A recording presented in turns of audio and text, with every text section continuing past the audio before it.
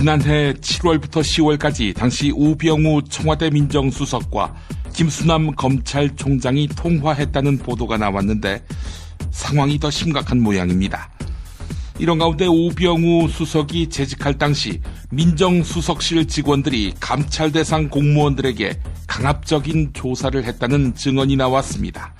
힘도 있겠다, 과시도 하고 싶겠다, 이런 거 아니었겠습니까? 지난해 7월부터 10월까지 당시 우병우 민정수석과 김수남 검찰총장이 20여 차례에 통화한 것으로 드러났습니다. 또한 같은 기간 우병우는 법무부와 검찰의 검사들과 수차례에 전화 통화를 했는데 박영수 특별검사팀에 따르면 우병우와 통화한 검사들은 대부분 검사장 이상 간부인 것으로 전해졌습니다. 우병우에 대한 검찰 수사가 본격화한 시점은 7월 이후입니다. 당시 수사에 참여했던 일부 검사는 우병우의 통화 기록 전체를 확인해야 한다, 이렇게 주장했지만 받아들여지지 않은 것으로 전해졌습니다. 특검은 우병우가 자신과 관련된 수사나 박근혜 최순실 게이트 사건 수사에 영향을 미쳤을 가능성이 높은 것으로 보고 있습니다. 동아일보 보도였습니다. 이어서 한겨레 보도입니다. 지난해 7월부터 10월 사이에 안택은 법무부 검찰국장이 당시 민정수석 우병우와 1000차례 이상 통화한 것으로 드러났습니다.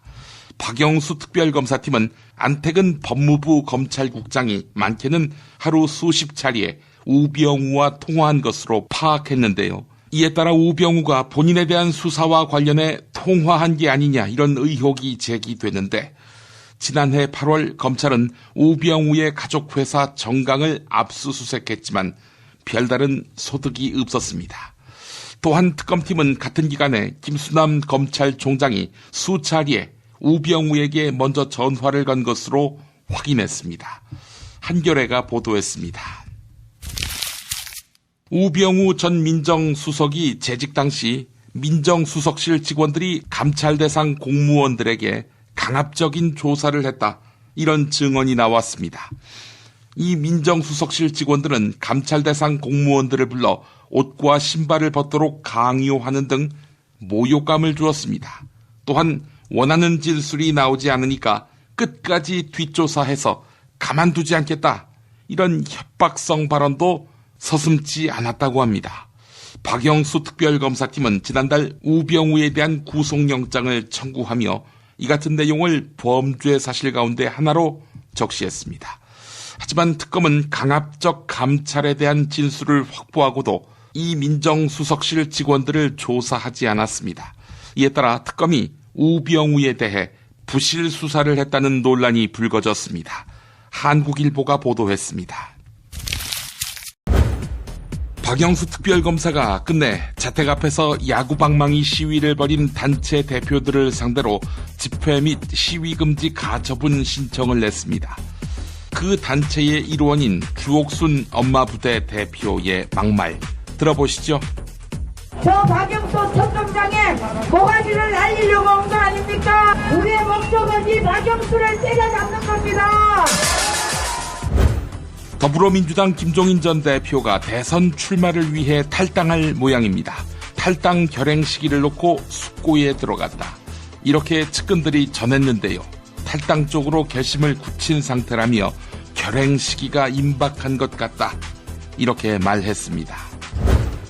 더불어민주당 송영길 의원이 어제 한민구 장관과 비공개 면담을 가졌다는 소식도 눈길을 끕니다. 사드 배치를 다음 정권으로 넘기라는 뜻을 송 의원이 한 장관에게 전했다, 이런 뜻으로 풀이되는데요. 롯데가 국방부에 사드 부지를 제공하기로 하면서 노골화되고 있지요. 그런데 우리 정부는 손을 놓고 있습니다.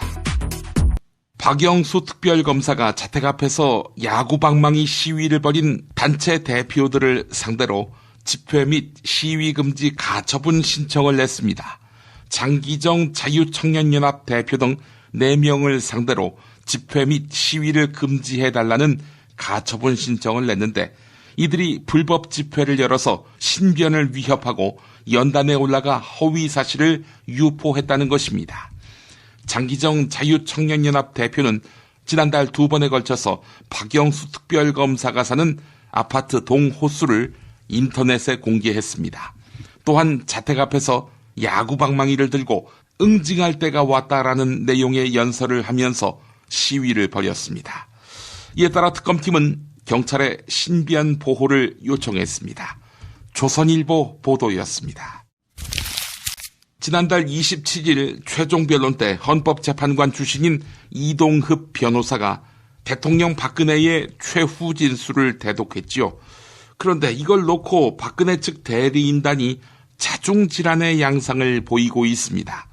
박근혜 측 조월용 변호사는 3.1절에 열린 탄핵반대 집회에서 원래 최종 의견서는 김평우 변호사가 대독하라고 박근혜가 지시했는데 날치기 당했다, 이렇게 주장했습니다. 네, 이동흡이 날치기를 했다, 이런 주장이지요. 또한 정상적으로 이루어진 최후 진술이 아니므로 헌법재판소에 변론 재개를 신청할 예정이라고 말했습니다. 하지만 대리인단 측 이중환 변호사는 이동흡 변호사의 대독은 청와대와 협의한 사항이라며 조월용 변호사 주장을 일축했습니다. 동아일보 보도였습니다. 대통령 박근혜 탄핵 심판에 대한 헌법재판소의 평의 과정에 시선이 쏠리고 있습니다. 이 평의 과정에서 탄핵 인용이냐 기각이냐가 결정되지요. 과거 헌법재판소의 사건을 되돌아보면 평의는 헌법재판관들 사이에서 벌어지는 치열한 논쟁 과정입니다.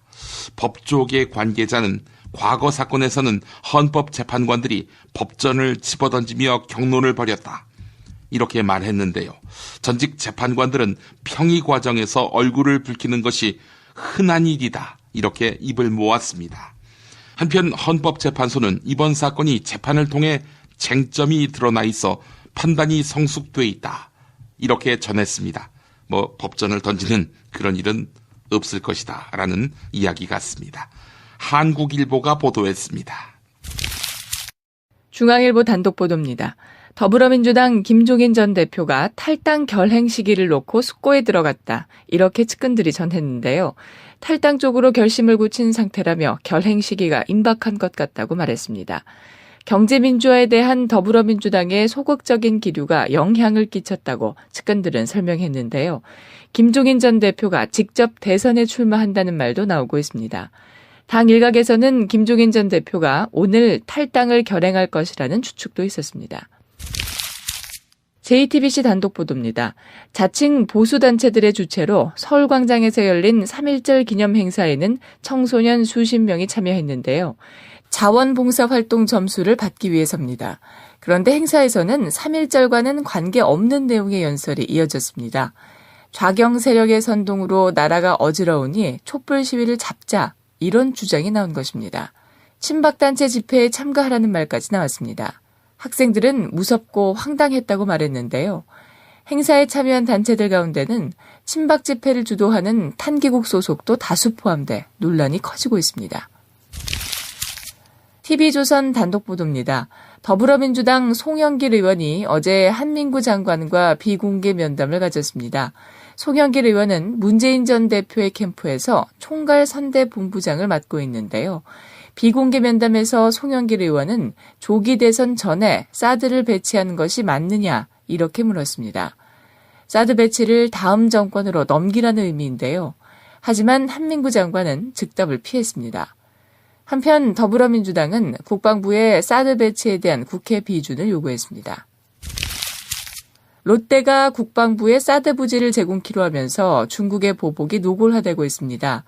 중국 관광당국인 국가여행국이 한국행 여행상품 판매를 전면 금지하라고 지시한 것입니다. 또한 아모레 화장품 700kg을 모두 폐기 처분하는가 하면 롯데사탕 300박스를 소각 조치하기도 했는데요. 우리 정부는 중국의 보복 조치에 대해 사실상 손을 놓고 있습니다. 중국 대사관 관계자들을 불러 사드의 정당성을 설명하는 극히 소극적 대응으로 일관하고 있는 것입니다. 일각에서 제기된 WTO 제소 방안도 중국의 반발을 우려해 일단 접어둔 상태입니다. 서울신문과 한국일보 보도였습니다. 미국 무역대표부가 한미 자유무역협정 FTA를 재검토할 필요가 있다. 이렇게 밝혔습니다. 미국 트럼프 행정부 출범 이후 정부 공식 문서에서 한미 FTA 재검토를 밝힌 것은 이번이 처음입니다. 미국 무역대표부는 한미 FTA 발효 이후 한국과의 무역 적자가 2배 이상 늘었다고 밝혔는데요. 한국, 중국, 멕시코 등 세 국가와의 통상 문제를 재검토 대상으로 선정한 것이 확실해 보입니다. 이에 따라 한미 FTA 재협상 가능성도 한층 높아졌습니다. 한겨레 보도였습니다. 서울신문 단독 보도입니다. 온라인 평판관리 업체들이 성업하면서 논란이 커지고 있는데요. 의뢰인을 비난하는 온라인 게시물을 삭제하고 있는 것입니다. 기업들은 악의로 험담하는 블랙 컨슈머에 대한 정당한 방어권 행사라고 주장합니다. 하지만 소비자들의 합리적 비판까지 가로막는 부당행위라는 지적이 맞서고 있는데요. 평판관리에 법적인 문제는 없습니다. 또한 리벤지 포르노 등 범죄 영상물을 찾아내 지운다는 점에서 순기능도 있습니다. 하지만 많은 기업들이 이를 악용하고 있으며 특히 성형외과가 부작용 고발 게시물에 대해 게시 중단. 지난해 7월부터 10월까지 당시 우병우 청와대 민정수석과 김수남 검찰총장이 통화했다는 보도가 나왔는데 상황이 더 심각한 모양입니다. 이런 가운데 우병우 수석이 재직할 당시 민정수석실 직원들이